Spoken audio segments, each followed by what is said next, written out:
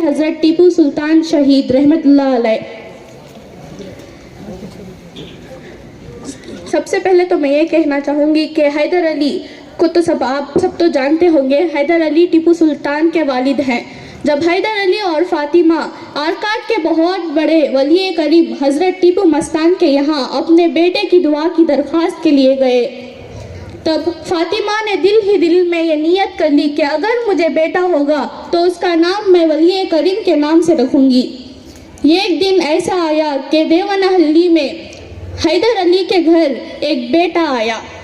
अंग्रेज़ों के गले का कांटा, अंग्रेज़ों की पसीने की वजह और हमारे नौजवान के सीने की ताकत की हिम्मत टीपू सुल्तान तशरीफ़ लाए।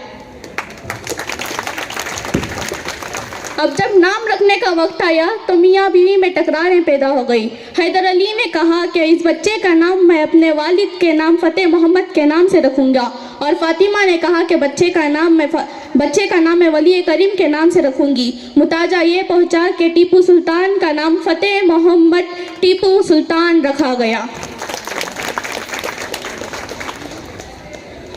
और इधर थोड़ा गौर फरमाइए, हैदर अली किसका नाम था? हज़रत अली रज़ी अल्लाह ताला अन्हु का। और फातिमा कौन थी? हज़रत फातिमा हुजूर करम सल्लल्लाहु अलैहि वसल्लम की बेटी थी, और इनसे जो भी बच्चा पैदा हो वो का हुसैन था। और इस बात में कोई शक नहीं था कि हैदर अली और फातिमा से बच्चा पैदा हुआ वो भी उस वक्त का हुसैन था। एक मर्तबा जब हज़रत टीपू सुल्तान शहीद अपने दोस्तों के साथ शिकार के लिए गए, तब अचानक से उनके सामने एक चीता आ गया। सारे दोस्त धड़ कर भागने लगे, लेकिन टीपू सुल्तान ने कहा, शेर की एक दिन की जिंदगी गीदड़ की 100 साल जिंदगी से बेहतर है, और चीते को वहीं पर मार गिराया। जब बेखबर हैदर अली के पास पहुंची तो हैदर अली अपनी बीवी फातिमा के यहाँ गए और फरमाने लगे, फातिमा, आज हमारे बेटे ने वो काम कर दिखाया जिससे मेरा सीना गर्व से ऊंचा हो गया। फातिमा कहने लगी, सरताज, ऐसा क्या काम कर दिया अपने बेटे ने? तो हैदर अली ने कहा, आज आपके बेटे ने बहादुरी से चीते को मार गिराया। फातिमा रोने लगी, सरताज, आपके सामने आज एक राज पेश करती हूँ। बेशक खुदा गवाह है, बिना वजू मैंने कभी अपने बेटे को दूध नहीं पिलाया, जिसकी वजह से आज हमारा बेटा इतना बहादुर हो गया। इंसान कितना अच्छा हो, कितना बुरा हो, लेकिन हर इंसान को मौत का मज़ा तो चखना ही होता है। और बेशक हज़रत टीपू सुल्तान शहीद रहमतुल्लाह अलैह नमाज के बहुत पाबंद थे, और रोज़ाना एक घंटे की कुरान की तिलावत तो उनका मामूल था। एक दिन जब उन्होंने ईशान की नमाज अदा की और सोने के लिए चले गए तो क्या हुआ, कोई जानता है? उनके सपने में हुजूर करम सल्लल्लाहु अलैहि वसल्लम की ज़ियारत हुई। कितना मकबूल बादशाह होगा जिसे हुजूर करम सल्लल्लाहु अलैहि वसल्लम की ज़ियारत नसीब हो। हुजूर करम सल्लल्लाहु अलैहि वसल्लम ने फरमाया, टीपू, कल का खाना हमारे यहाँ होगा। और कहीं तारीखों में तो कहा जाता है कि बशारत की, टीपू, शहादत तुम्हारा इंतज़ार कर रही है। टीपू सुल्तान बहुत खुश होकर उठे। उनके चेहरे पर मौत का डर नहीं था, शहादत का डर नहीं था। बहुत खुश हुए। कैसे डरते? मौत की फिक्र नहीं थी। उन्हें मोहम्मद सल्लल्लाहु अलैहि वसल्लम के रोज़े पर तशरीफ़ देने की बहुत ख्वाहिश थी, लेकिन हमारे हिंदुस्तान के मसाइल कुछ ऐसे थे कि जा ना पाए। लेकिन बहुत उलमात को भेजा, सलाम पढ़कर भेजते थे, जिसके सदक़े में टीपू सुल्तान को हुजूर करम सल्लल्लाहु अलैहि वसल्लम की ज़ियारत नसीब हुई। सुबह उठा, रोज़ाना मामूल काम को अंजाम दिया, फजर की नमाज पढ़ी और खाने के लिए बैठे। इतने में खबर आई कि टीपू सुल्तान के सबसे बावफा दोस्त को अंग्रेज़ों ने कत्ल कर दिया। खाने के 4 लक़्मे भी नहीं खाए कि दौड़ उठे, जंग की तैयारी की और चले गए। चाहते तो बीवी की सूरत देखते, चाहते तो बच्चों से बात करते, लेकिन एक हल्का सा यकीन था, जो रास्ता अब जा रहा हूँ ये मेरे वापसी का रास्ता ना है। जंग के लिए जा ही रहे थे कि सामने मीर सादिक आया। जब अंग्रेज़ों के हथियार टीपू सुल्तान की तलवार के सामने टिक नहीं पाए, तब अंग्रेज़ों ने उनके वज़ीरों को खरीदने की चाल नची। सबसे पहला गद्दार तो पूर्णिया निकला। घरों में पूर्णिया और अपनों में मीर सादिक निकला, और अंदरी माहौल में टीपू सुल्तान ने एक बच्चे को पाला था और कलमा भी पढ़ाया था, जिसका नाम उन्होंने रखा था राजा खान। ये 3 गद्दारों में से निकले।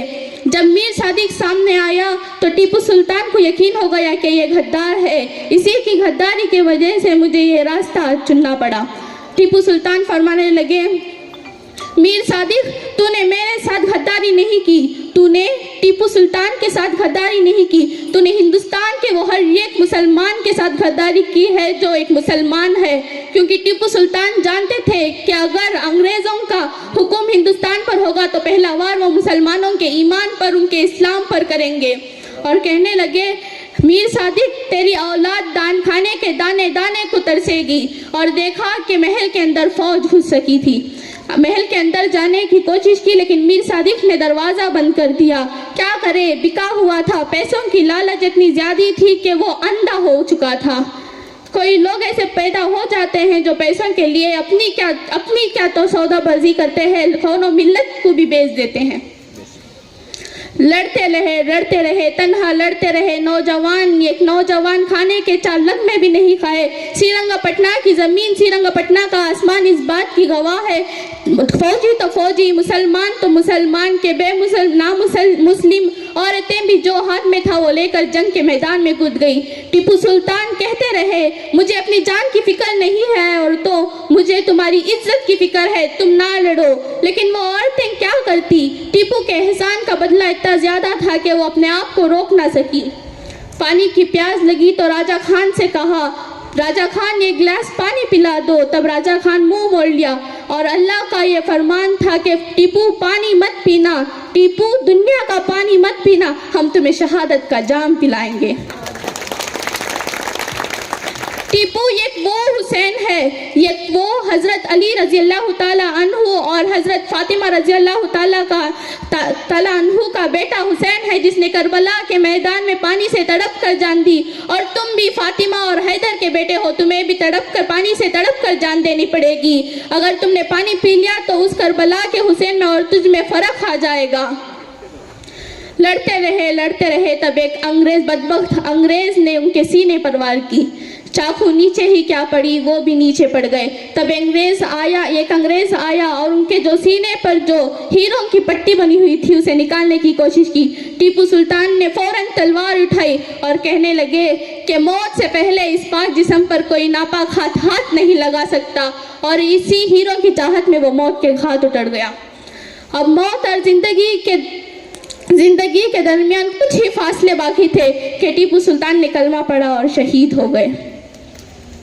जब टीपू सुल्तान को गुस्ल के लिए ले गए तो श्रीरंगपटना का आलम कुछ ऐसा था, तपती हुई धूप, पसीने का आलम, माँ और बेटों का रोना और बच्चों का बिलबिलाना। कुछ तारीखों में तो ऐसा आता है कि अभी तपती हुई धूप थी, आसमान भी अपना सबर का बंधन कब तक बांधा, आसमान ने भी अपना सबर का बंधन तोड़ा और ऐसी जोरदार बारिश हुई कि बच्चे अपने माँओं के आंचल में छुपने लगे। हज़रत टीपू सुल्तान शहीद रहमतुल्लाह अलैह तो अल्लाह को जवाब दे चुके हैं, लेकिन हम कितने बेवफा हैं मेरे दोस्तों, भाइयों बहनों, हम कितने बेवफा हैं। टीपू सुल्तान ने हमें जो कुछ दिया, क्या हम उसकी हिफाजत कर रहे हैं? वो वक्फ की ज़मीनें कहाँ हैं जो टीपू सुल्तान ने मुसलमानों के लिए दी है? क्या हम उनकी सीरत की हिफाजत कर रहे हैं? या हम सबको इस चीज़ की हिफाजत दें कि हम सीरत टीपू सुल्तान की हिफाजत करें। जज़ाकल्लाहु खैर।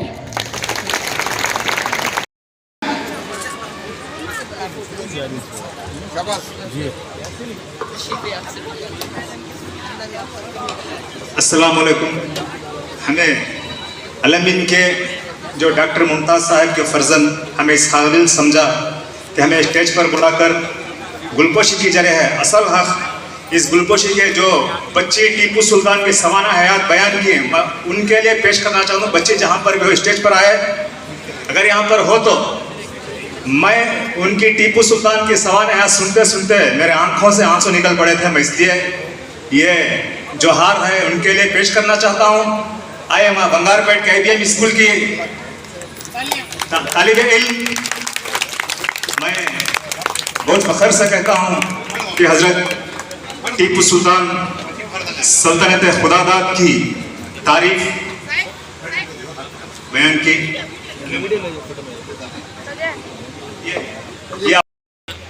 शाह नशीन पर आ जाएं जनाब अब्दुल वाजिद साहब, मोहतरमा फरीदा बेगम साहब।